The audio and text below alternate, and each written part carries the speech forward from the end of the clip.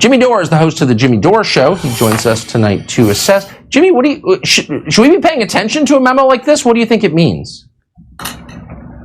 What I think it means is that the United States is trying to provoke and saber-rattle with another nuclear power, right? This is what we were supposed to be afraid of what's going to happen with Donald Trump, right? We couldn't have, he's a crazy man who's going to have his finger on the nuclear button, and now we have Demented Joe who is saber-rattling with two nuclear powers, and they get the corporate media sponsored by the military-industrial complex to get Americans to cheer it on. And why do Americans cheer it on? Because they have no idea what's actually happening with their foreign policy, and what's worse is they have no idea that they have no idea that they don't have any idea what's happening with their foreign policy. We have 400 military bases surrounding China since the Korean War. Do we really think that China is getting ready to invade the United States? Because I tell you, they're not. They make everything we use in the United States. Why? Because the same people who want this war are the same people who took the good jobs that are manufacturing jobs in America, turned them into low-paying, crappy jobs, and then shipped them to China, and then we get angry at them for the system that we set up. If they're so corrupt, because that's the thing, Americans have no idea how corrupt their government is.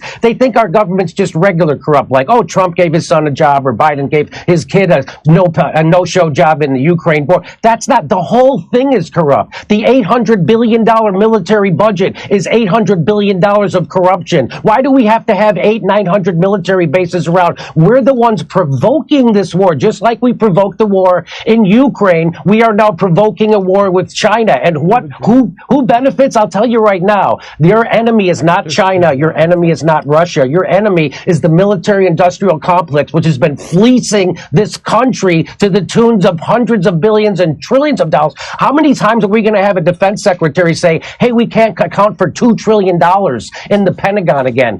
Which has happened twice now in my lifetime. So again, people are being, the war machine cannot be stopped. Who's running this country? The war machine. It certainly isn't Joe Biden making these decisions. I would like to know who is making the decisions. And I just want to remind everybody, the United States is the world's terrorist. We just set the Middle East on fire in the last 20 years, and now we're doing a proxy war in Ukraine, which we provoked, NATO provoked, and it was just admitted that we provoked it by the former Prime Minister of Germany, and now we're trying to saber-rattle with China, and they're predicting a war.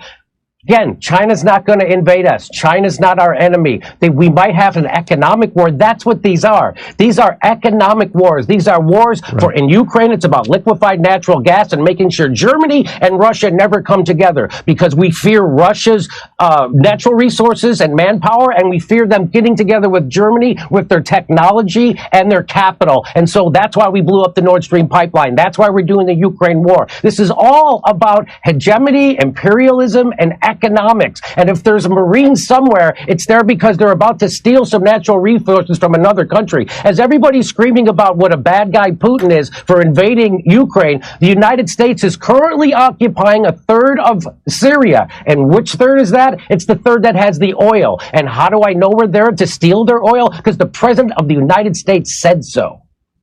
And we're not even benefiting economically. Of course, that's the rub. Jimmy Dore, appreciate it. Thank you.